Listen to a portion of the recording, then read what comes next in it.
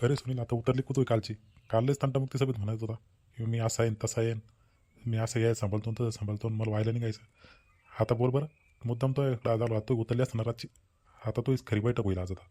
मला माहिती तुम्ही माझ्या विरोधातच न्याय देणार आहे म्हणून. मला तुमच्या विश्वासच नाही ना. सगळे माझ्या उलटू राहिले तुम्ही. सगळे माझी त्याचीच बाजू घेऊन राहिली आणायची. माझी बाजू घ्यायला कोणीच नाही. मग आपण मी बाजूने घेऊन राहिला म्हणजे मला न्याय भेटणारच नाही ना, हे मला माहिती आहे ना आधीच. अरे सुनील तू असं कसं म्हणतो?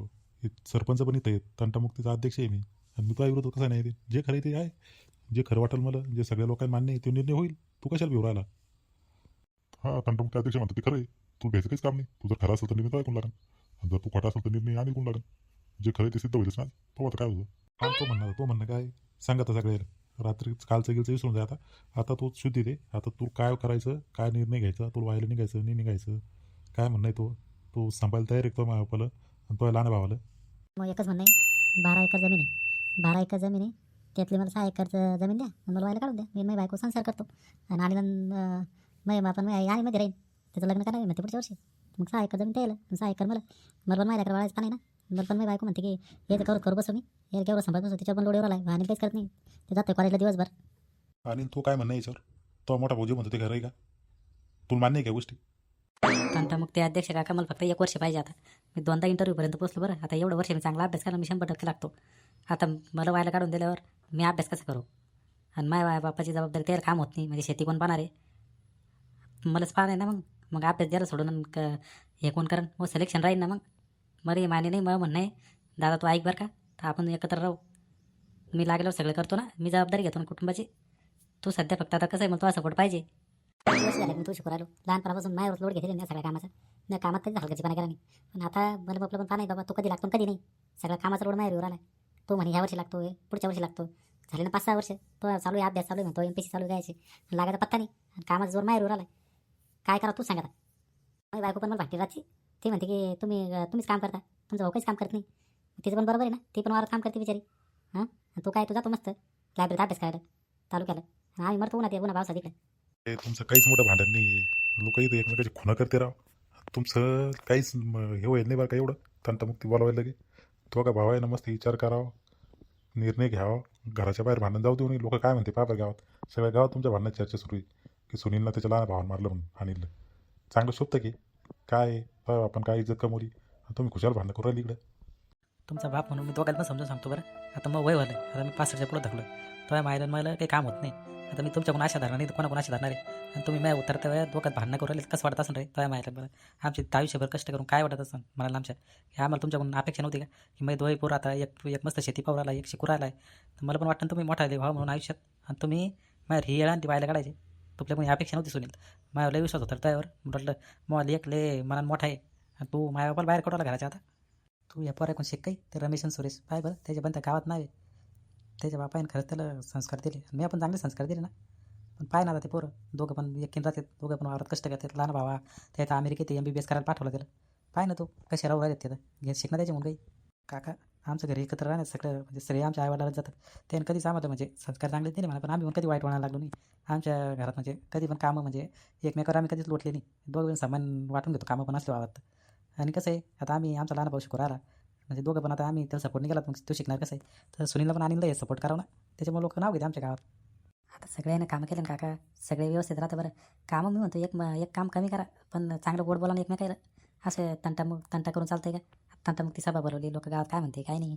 आम्ही असे तंटामुक्ती सभेत आमच्यात पण वाद होते ना. असं नाही की दोघं भावाचं कधी लगेच पट्ट म्हणून. पण आम्ही सकाळी भांडतो संध्याकाळी सोबत जेवतो घरी. तर यायला पण असंच करावं ना. आता भांडणं त्यांना कोणाच्या घरात नाही, सगळ्याच्या घरात भांडण नाही. असे घरातले भांडणं बाहेर वाटावं राहून बरं. मी सरपंच या पदाची तुम्हाला शेवटचं सांगतो आता. तुमचे हे भांडणं मिटवा, काही एवढे मोठे भांडण नाही तुमचे. व्हायला निघायचं काहीच काम नाही. वाटलं तरी एखादा गडी ठेवून तू कामाला, तुला एवढं कामाचं रुढीवर होतं आहे की नाही. 12 एकर जमीन म्हणतो, मग गडी ठेवायचं एखादा आहे की नाही. सगळे कामं आजकाल ट्रॅक्टरच होते. तुला काय एवढं काम करायचे? पेरून ट्रॅक्टर नव्हते सगळं आजकालचा जमाना कुठं वजनदारी डिपेंड केलं एवढं की तू सांगू राहिला एवढा. फक्त लक्ष द्यावं लागतं मजुरा मागे कधी आहे की नाही. ट्रॅक्टर आहे, बैल आहे, घरी तो कामं करून घ्यायची फटाफट आणि तू लोड घ्यायचं नाही तो आपण कामाला. सकाळी जास्त यायच्या भांडणाचा मला त्रास आहे. मी यायच्या शेजारी राहतो ना, मी 2दा 12 नापास झालो यायच्यामुळे. मग लय नुकसान आहे यायचं. कंटाळा कायमचा मिठवा बरं नाही तर मग शैक्षणिक नुकसान किती राहिले तर याच्या भांडणामुळे. काय अभ्यास घेऊन बसलो, पुस्तक घेऊन बसलो ते झालं यायचे भांडणं सोड. पुस्तक घेऊन बसलो की झालं यायचे भांडणं सोड. मग इकडे यायचे भांडणं सोडा मला यावं लागतं. आणि तुम्हाला मग सांगत नाही मी जातो सरपंच साहेब की यायचे भांडणं लागले म्हणून. ए झेंडे चुपाईच बरं का तू एका बुकीत जीव घेतो आता तुला एका धरलो मी थांबतो तर काटच काढ देणार दिवशी एका लातात नाही येतो एका लातात जीव घेतो तेच नाही झेंडे किती अभ्यास करत दोनदा तीन तर पास झाला 12 22-23 वर्ष झालं तरी 12 पास झाला नाही अजून सांगू राहिला एवढा लागे याचे भांडण नाही मग तर असे ना असं तसे गावात इकडे तिकडे हिंडत राहतो फक्त याला खबर पाहिजे गावाच्या सगळ्या अरे डेंगे काय बोलला तू काय बोलला मनातल्या मनात काय बोलला तू मला माहिती तू काय मनातल्या मनात बोलला म्हणजे तू मलाच बोलला असं तू काही ते टोमणे मारतो तुम्हाला तू थांब तू डेंगे पण मच्छरासारखंच मारतो सुनील मी तुझ्या वडिला आहे बरं का तू मग ऐक त्या भांडणात काहीच पडलं नाही रे लोक मजा घेते आहे की नाही आजूबाजूच्या लोकांना काय वाटतं बरं लागले याचे भांडणं आहे की नाही कोण कोणाचं भलं बात नाही तुम्ही पण आता आम्ही आमचा टाईम काढून तुम्हाला समजायला आलो आहे सरपंच साहेब आहे त्यांच्या ते अध्यक्ष आहे की नाही आता कसं आहे आम्हाला वाटतं तुमची भांडणं होऊ नये आहे की नाही ते अनिल शिकुराला शिकू द्या त्याला पण कसं आहे रे शिक्षणाचं पण महत्त्व आहे ना उद्या तू लागला तुलाच नाव घेईन तो की माझ्या भावांमध्ये शिकवलं आहे की नाही तू जरा दम मारणार का नाही 2-4 वर्ष जाईल निघून नंतर आपण निर्णय त्याचं लग्न झाल्यावर नाही पटलं बायाचं तर व्हायला निघू काय व्हायला निघावंच लागतं एक दिवस कधी पण त्याचा पण टाईम असतो कधी निघायचं कधी नाही आहे की नाही त्याला शिकू दे थोडं तू पण आता थोडं हे कर समजून घे तुम्ही सगळेच मला बोलवले काका मी 10वी नापास झालो म्हणून मी शेतीत गेलो मला पण शिकायची इच्छा नव्हती का आहे की नाही आता बरोबर सगळी जबाबदारी मी घेतली आहे की नाही पण मग जीव जाऊ नाही तर मग बायकोचा ती पण मला भांडते राहते की बाबा तुम्हीच जबाबदारी घेतली बंद कुटुंबाची तुम्ही एकटे कामात तुमचा अर्ज जाता तुम्हीच हे करता आहे की नाही मग आता कसं करा मग पण जीव तोडत नाही माझ्या बाबासाठी त्या बाय पुढे मग काही चालून राहिलं ना आहे की नाही ती म्हणते तिचं जास्त चाललं की बाहेर निघायचं तुम्ही जास्त काम करता तर मला समजत नाही का लहान भाऊ शिकू राहिला त्याच्यामुळे मला असं वागू राहिलो मी आता काय करावं सांगा बरं तर नाही तिचं काही पटून राहिलं रोज काही भांडण झालं की बाहेर निघायचं 2 तास चालू आता कायच करावं त्याच्यामुळे येतं मग टेन्शन काय मला दारू सवय लागली मग आता आहे की नाही टेन्शन करायसाठी मी ते चुकीच्या मार्ग निवडत नाही आता आहे की नाही कोणाला टेन्शन कोणाला निघू राहिलं पाहत राहते सुनील मला माहिती तो असा कसं आहे तू इतका वाईट नाही पण त्या बाईमुळे तू वागू राहिला आता पण तू आता काय कर तिचं काय ऐकून नको धाकात ठेवून जरा आहे की नाही तो मायला ती भांडू राहिली सासूला भांडू राहिली म्हणल्यावर किती अवकडे मला तर समजा मला तर किंमतच नाही घरात आहे की नाही सासरा म्हणून मला काय किंमत येते पण तू आता धाकात ठेवलं नाही ना लग्न झालं पण डोक्यावर घेतलं आता बस तिथं डोक्यावरती आहे की नाही सुनील तू काय कर तुझ्या बायको समजून सांग हे घरातले घरात भांडणं मिटतात एवढं काही लगे लांबील नाही अजून पण तिला समजून सांग की बाबा अजून 2-1 वर्ष आपण काढू ते पोरगं तवरक लागून जाते नंतर पाहू म्हणा विचार करू आता हे 2-1 वर्ष काढ म्हणा कसं तरी आहे की नाही उगं काय लोकायला आशा होतो रे भांडणायचा तुमचं घर चांगलं आहे चांगलं काम उरायला तू पण चांगलं कष्ट करतोय आणि ते दारूचं व्यसन सोडून द्या आता आहे की नाही काही टेन्शन घ्यायचं नाही आहे ना ते आणि लागलं की तुला सपोर्ट करतोस ना ते पण ते काय तुला भावाची उपकारी सरणार का आहे की नाही आता दम धर जरा आता फक्त 1 वर्ष थांबणार तू मी पाहायला लागतो की नाही तुला एक फर्स्ट क्लास अधिकारीच होऊन दाखवतो मी तुला पण असं तो मान पण अभिमान उंच होईल गावात तसं की बरं माझ्या भावाशी कर म्हणून आणि मी तो उपकार आयुष्यभर विसरणार नाही ना मला माहिती आहे तुला कष्ट करू राहिला म्हणून कारण की सगळं करतो एवढंच आहे ना आता तू आता फक्त मग सपोर्ट कर 1 वर्ष थांबतो फक्त काय तुम्ही हे फर्स्ट क्लासची प्रोसेस करून दाखवतो तुला दारू करताना मी कार पण पाहिलं होतं बरं दारूचा जास्त शौक लागला तुम्ही फक्त काय सांगा माहिती आहे का दारू बंद करून बरोबर भांडणं घरातली बंद होते की नाही दारूमुळे जास्त भांडणं वाढते दारूमुळे काहीच्या काही बोलतो त्याच्या भावाला मग त्याचा भाऊ त्याला बोलतो मग काय भांडण वाढत चालते हो रे सुनील तू डेंगे म्हणतो ते खरं बरं का ते दारूच्या पायी वाया जातो म्हणून व्यसन लागली शरीर खराब होतं तो बॉडी गिडी चांगली तुला असं वाटतं काय की दारू प्यायला मला होत म्हणून लिव्हर खराब होते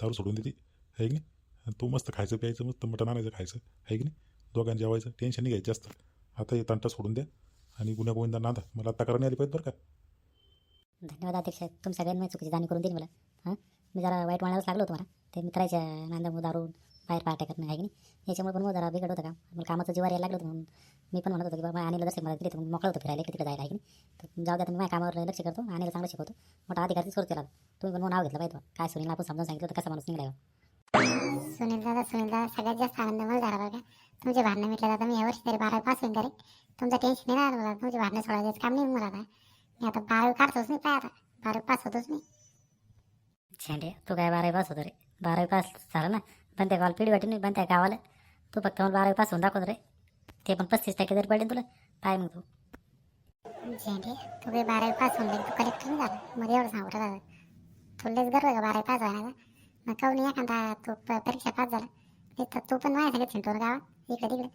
तू काय एखादा कलेक्टर होतो मी पण पाहतोच ना आपल्याला तू सांगू राहिला एवढा तर मी 12 पास होतोच नंतर काय तू आता धन्यवाद तंटमुक्ती अध्यक्ष आता आपले तंटमुक्ती अध्यक्ष आहे तुम्ही किती काय भांडणं मिटवता आपल्या गावाचे मला खरंच तुमचा अभिमान वाटतो हे एक भांडण तुम्ही पोलीस स्टेशनला जाऊ दिलं नाही ना आता लोक म्हणजे कामालाच नाही का किती मारामारा झाल्या आपल्या गावात तरी तुम्ही मिटवता भांडण खरंच तुमचं मला खूपच छान वाटतं बरं का तुमच्या कार्याचं तुम्हीच अध्यक्ष राव आणि तुझ्यासारखे लोक समजूतदार लोक आहे म्हणून भांडणं मिटते बरं का हे समजून घेणारे पण असं ना पाय सुनीलला मानली नाही ते चूक मान्य केली म्हणून भांडण मिटते नाही तर मग काय मला कुठं आवडतात का लोक आजकालचे लोक कोणाचं ऐकून घेते का तंटामुक्त अध्यक्षच म्हणते की तुपलं काय आहे ना असं आहे तसं आहे तू माझ्या मनात न बोलू आहे की नाही? आजकाल कोणी कोणाचं ऐकत नाही बाबा. मी गण तंटामुक्ती अध्यक्ष पाहिले गावात वेगवेगळ्या गावाचे, ते तर कोणीच ऐकत नाही. फक्त तंटामुक्ती अध्यक्ष आहे नावाला ते. पण आपल्या गावात खरंच तंटामुक्ती अध्यक्ष ऐकते बरं का. त्याच्यामुळे मला पण असं वाटतं की मी तंटामुक्ती अध्यक्षपद माझ्याकडे राहा अजून 4-5 वर्ष, आहे की नाही? अध्यक्ष तुमच्याकडे राहा पद, तुमच्यासारखं का भांडण सोडवा मला जमतं का? एवढा तगडा अनुभव आहे तुम्हाला 20-25 वर्षाचा तंटामुक्ती अध्यक्षपदाचा, आहे की नाही? तुम्हीच राहा ना अध्यक्ष. आता फक्त मी सरपंच राहिलो, काहीच राहू. मग काय होतं काय नाही पुढच्या पंचवर्षीमध्ये. आता मला झाले 2 टर्म, लोकांनी मला निवडून दिलं.